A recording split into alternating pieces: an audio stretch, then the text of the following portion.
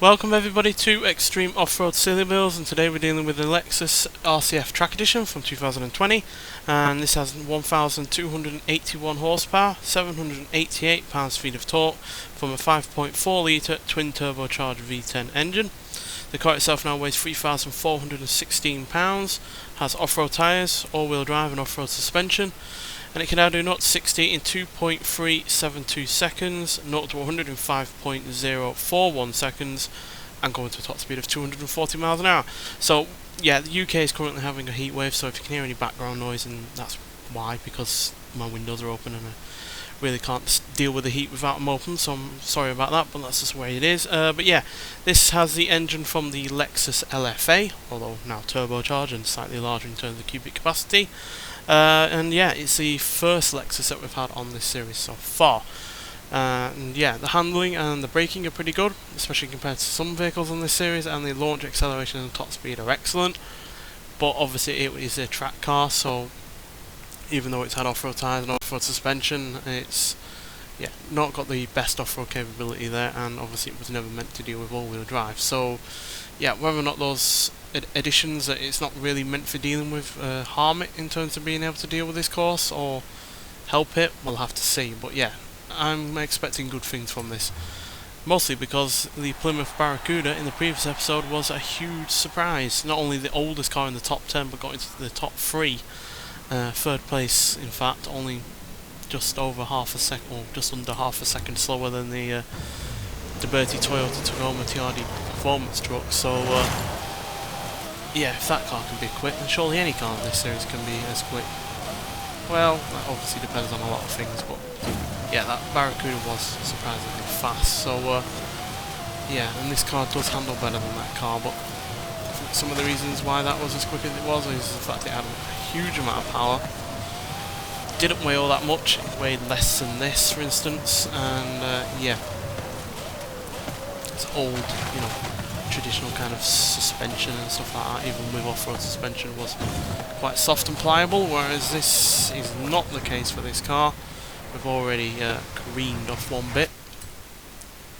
So let's see if we can get it back. Oh dear, yes, so yeah. Even though obviously it's going to have a slightly softer suspension than before, it's not going to be anywhere near as soft as what was in the Barracuda, which helped to deal with the bumps and the jumps, whereas, yeah, track suspension is not meant for dealing with this kind of stuff, and yeah, therefore can be bounced around quite easily.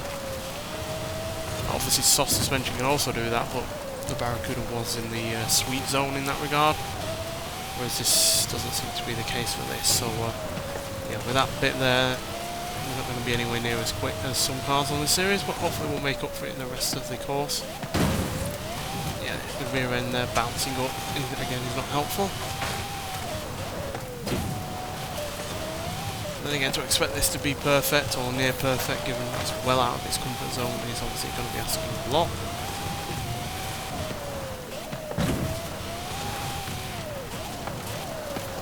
It's no doubt quick in terms of acceleration and getting to decent rates of speed.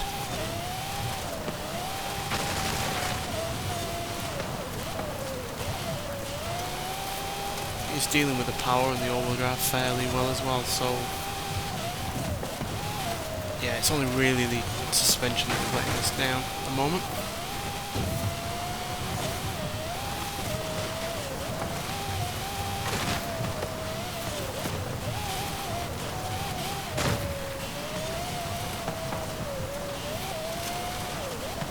Certainly plenty agile enough, despite being far from the lightest car that we've had on this series as well.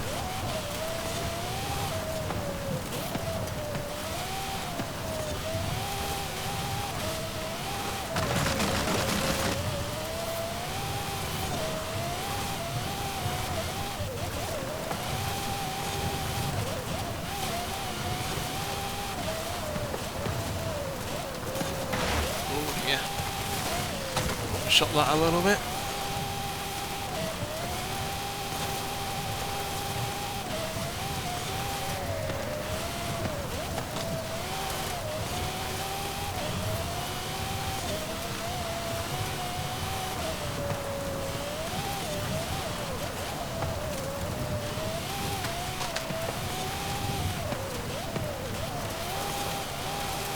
it's definitely made up a lot of ground after that first half not being particularly fast.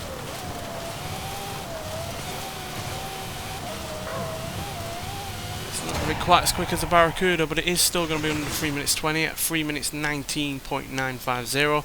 Obviously not by a huge amount under 3 minutes 20, but being under 3 minutes 20 does mean it still gets into the top 10.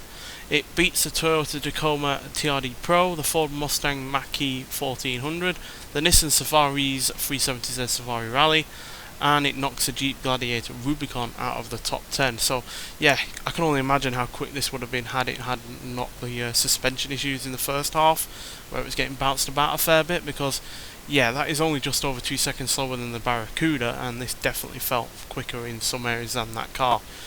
Certainly felt more agile through the corners, and yeah, it did feel a little bit more stable when, you know, dealing with the all-wheel drive system in the corners, coming out of the corners, dealing with the extra power, the extra speed and the like. So yeah, despite having that fairly sizable slowdown bit in the beginning where we nearly missed a checkpoint, that is a fairly good time, and yeah, just goes to show that just one mistake can cost you a crucial amount of seconds. And yeah, but that's why we don't run it several times over, just to get a bit of extra time, because that would be unfair, and some cars just are a one-shot and hit kind of vehicle really. You'd probably try it over and over again and never get any quicker, so that's why I don't bother. So yeah, but still a solid time, and yeah, getting into what, 7th place is hardly a bad showing. Nonetheless, thanks for watching, and I'll see you in the next one. Bye.